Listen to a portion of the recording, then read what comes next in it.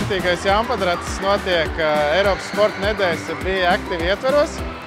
Šodien Smiltenes sporta halē ir sapulcējušās 14 Smiltenes novada pirmsskolas izglītības iestāžu vecāko grupiņu bērni.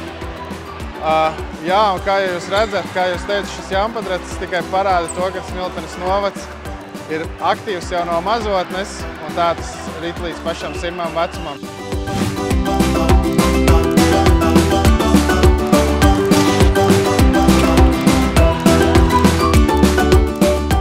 Šī pasākuma tēma ir "Uzties un esi vesels", jo, lai bērns varētu apgūt dažādas prasmes, gan valodu, gan matemātiku un vēl citas, viņam ir jābūt izkustēšam un mierā ar sevi.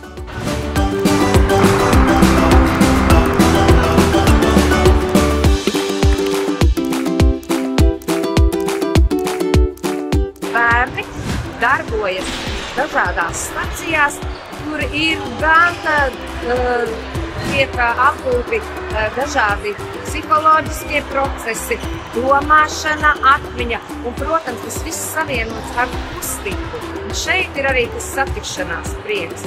Kustieties arī jūs un būsiet veseli!